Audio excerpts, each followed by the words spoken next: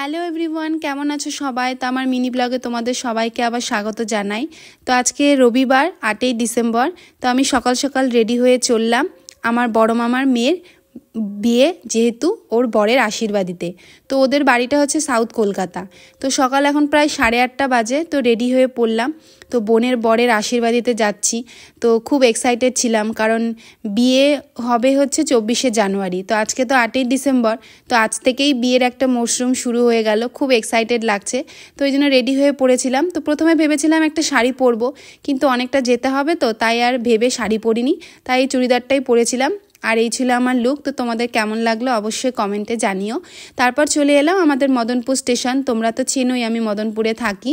দেখো সকালবেলা তো কি ভালো লাগছে, পুরো চারিদিকটা ফাঁকা। আর আজকে না ওয়েদারটা ভীষণ ভালোও ছিল, বেশ রোদ ছিল। আমার তো এরকম ওয়েদার হলেই মনে হচ্ছে যে আজকেই মনে হয় আমার বোনের বিয়ে, কিন্তু না, আজকে তো বিয়ে না, আজকে বোনের বরের আশীর্বাদ। তো ট্রেনে উঠে পড়লাম। ট্রেন ফাঁকাই ছিল।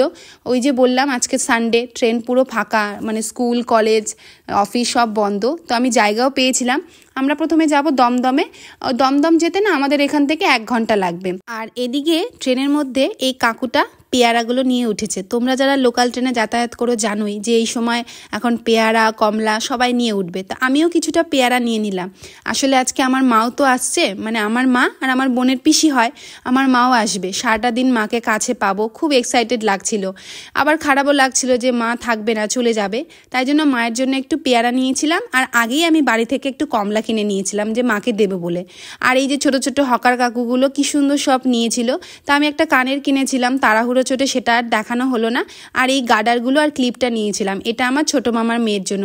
ছোট মামাও তো আসবে, ভাবলাম তার হাত দিয়ে দেবো।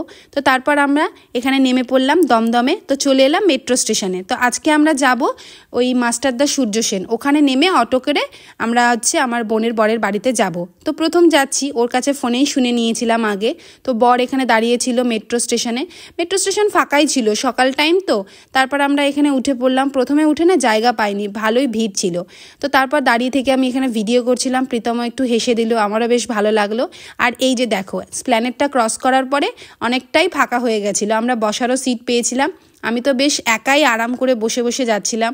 আর এত সুন্দর মেট্রোটা যাচ্ছিল, চারিদিক দিয়ে রোদ ঢুকছিল, মনে হচ্ছিল মেট্রোটা চলতেই থাক। তো যাই হোক, কিছুক্ষণ পরেই আমাদের জায়গা চলে এলো। আমরা নেমে পড়লাম মাস্টারদা সূর্য সেনে। ওখান থেকে আমরা অটো করে চলে গেলাম আমার বোনের বরের বাড়িতে।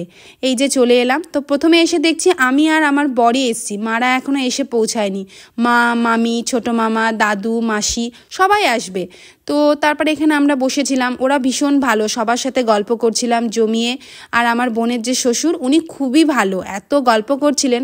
তো তারপর আমার মামিরা, মারা সবাই চলে এলো। আর এই ঘরে হবে আমার বোনের বরের আশীর্বাদ। এখানে সাজানো গোছানো চলছিল।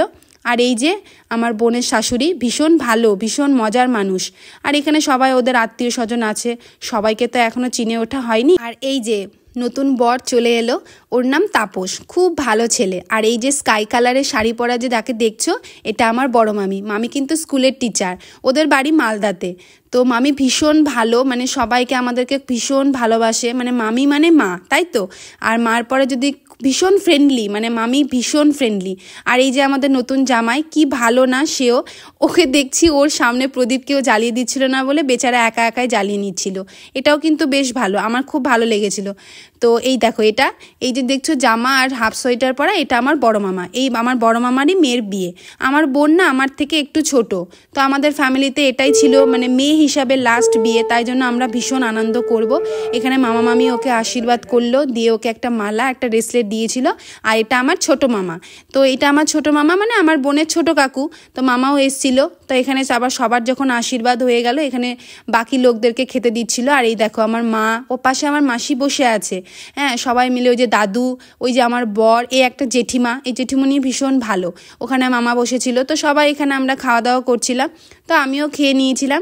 তারপর এখানে আমিও একটু ভাইকে, ভাই তো হবে, বোনের বর সে তো আমার ভাই, তাকে আশীর্বাদ করে এখানে ছবি টবি তুলছিলাম, ভিডিও করছিলাম। তারপর সবার দুপুরের লাঞ্চের সময় আর ভিডিও করিনি। আসলে সবাইকে খুব কম সময়ের জন্য কাছে পেয়েছি, তো ভিডিও করাটা আমার কাছে ম্যাটার করে না। সবার সাথে প্রচুর গল্প করেছি, হাসাহাসি করেছি, এক জায়গায় থাকলে যা হয়। তারপরে ফেরার সময় খুব খারাপ লাগছিল যে মা চলে যাচ্ছে, তাই একটু ফটো তুললাম। আশীর্বাদই শেষ করে তারপর আমার বোনকেও ডাকা হয়েছিল। দেখলে তো তোমরা ছবিতে, ওই বোনেরই বিয়ে। তোমরা ওকে দেখেছো, আমার বাড়িতেও এসেছিল নৈহাটিতে পুজো দেবো বলে বড় মার। তো ওর সঙ্গেও দেখা হয়ে গেল, ও এলো, সবার সঙ্গে দেখা করলো। তারপর সবাই চলে যাওয়ার পরে আমি আর প্রীতম চলে এলাম সিটি সেন্টার 1-এ। যেহেতু আজকে বরের ছুটি আছে, অফিস নেই, তাই ভাবলাম চলো, অনেকদিনই যাবো ভাবছি, যাওয়াই হয় না। সে তো অনেকটাই ঘুরলাম, প্রচুর এখানে দাম। তো একটা জুতো পছন্দ হয়েছিল, তো ফাইনালি নিয়েই নিলাম, পরে তোমাদেরকে দেখাবো। তারপর আমরা শিয়ালদা স্টেশনে চলে এলাম ট্রেনে উঠবো বলে। তো তখন বাজে ওই প্রায় 9টা, বাড়ি পৌঁছেও গেছি। এসে গরম গরম বিরিয়ানি খাবো, কারণ ননদ বানিয়ে রেখেছিল, তো ফোনেই বলেছিল। তো আজকের ভিডিওটা কেমন লাগলো অবশ্যই কমেন্ট বক্সে জানিও। আর হ্যাঁ, আমার বোনের বিয়ের ব্লগগুলো অবশ্যই তোমাদের সঙ্গে শেয়ার করব, আমিও ভীষণ এক্সাইটেড। তো চলো, সবাই ভালো থেকো, টাটা।